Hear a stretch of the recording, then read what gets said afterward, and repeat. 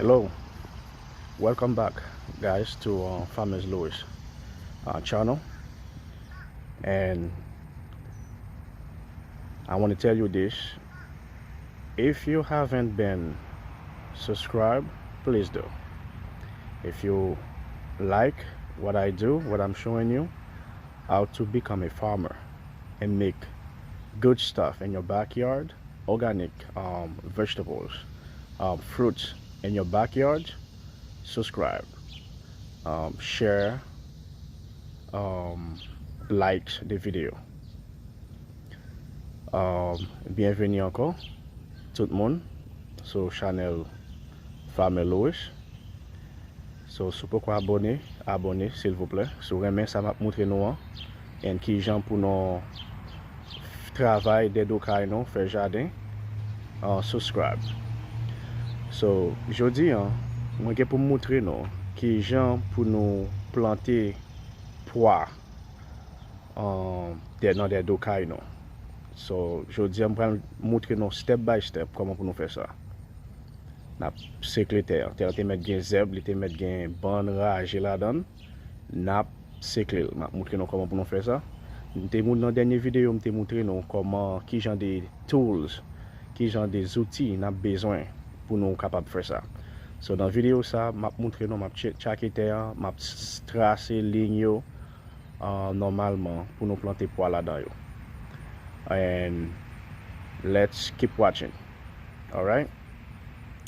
Ok, mes amis, même pois on va planter. Romaine beans or cranberry beans. Yo pas prend temps pour yo fait. Un mois avec quelques jours, et supposé bon. Les pas fin prend tout 2 mois net pour le bon. And capable de gagner red beans in there. Si on prend même temps, yo pas prend pile temps pour yo bon. Okay, these romaine beans. C'est l'imbral planté. So konye men terre am getan préparé. Moi tracer ligne yo. La donne. M'pa fouiller tout. I don't dig little holes to plant the beans. So I draw a line and I'm gonna plant the beans every 3 inches. Ou la gon grain pois. Okay? Ou la gon grain pois. And si 2 pois tombe, it doesn't matter. You could leave it. If 2 beans drop, leave it. So lage yo 1 by 1.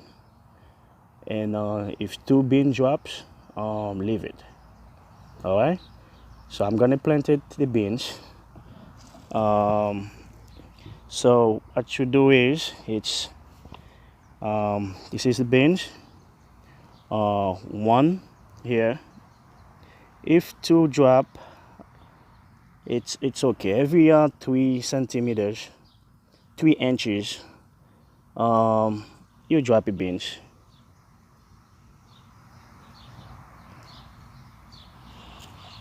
Alright, so guys, c'est comme ça on fait jardin des cailloux. Planter bel petit pois. Et dans 2 mois, on a besoin de pois pour manger, pour faire bon petit manger. Et pois, pas de problème sur planter le pois. Et ballon de distance tout petit. J'aime dire non, 3 inches, 3 cm. Et puis, après ça, couvrir, l'on couvrir, je vais le montrer notre allée. Just passer puis sous lui. Passer puis sous lui, ou bien on prend roue, ou just couvrir. Ou just couvrir avec puis. Passer puis couvrir.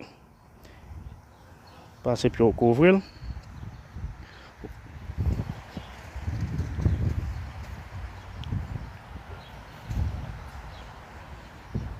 Okay, just cover it avec pure.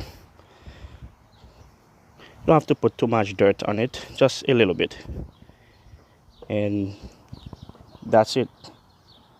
Now, here's the fun part. It's to water the garden. I'm just woozily A poser li bien ballonti de l'eau. Comme pas bon ici, nous pas gain de l'eau courir dans le rigole pour bien tremper, mais on capable bien voir de l'eau sur lui, bien miquer, pour de l'eau entrer bien entrer en bataille. So the beans will start forming and start coming up. About 3 to 5 days. You should start seeing them coming. And they don't take long to grow either. Alright, so let's just water it.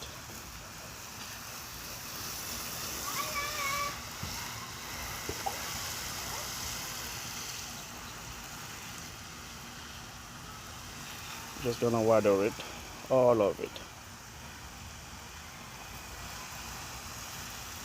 See this little pot of water, so that's good.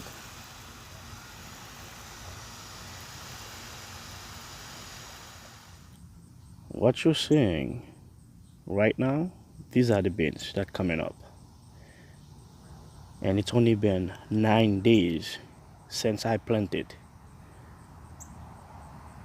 and water it. And it's been raining.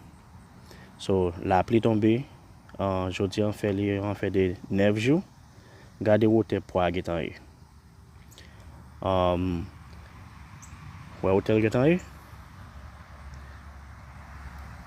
So some of them right now, yo toujou an bate, yap leve. Well, gade yon kap leve. Ki pou kon men fin paret net. So, gen an bate toujou. En yo tout leve, yo tout gen pou yo leve pou yo bon nan menm lè to. So, la pli tombe sou yo, mwen wose yo. En gade wote yo getan yi. Okay? It's only been 9 days. This is when the leaves start changing color. And the beans are about to get ready. Let's go deep inside. You see? Nou wè Kijan yo presque bon. And capable sentir grain poa an dan it. Could actually feel it. Like these right there are about to be done. You see? The skin already changed color. And inside right now, you could actually pick this up and cook with it. Faire manger bon ti diri ensemble avec li. C'est presque bon.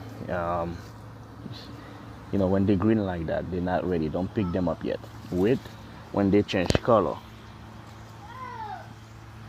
Change color. That's the color you need to be. And could actually, let's see what's the beans look inside of it. It's gonna be white. So it's almost ready. So see how white it is? It needs to be having the red color in it.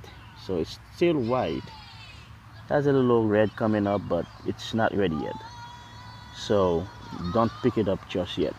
Wait maybe another 4 to 7 more days, and then pick it up.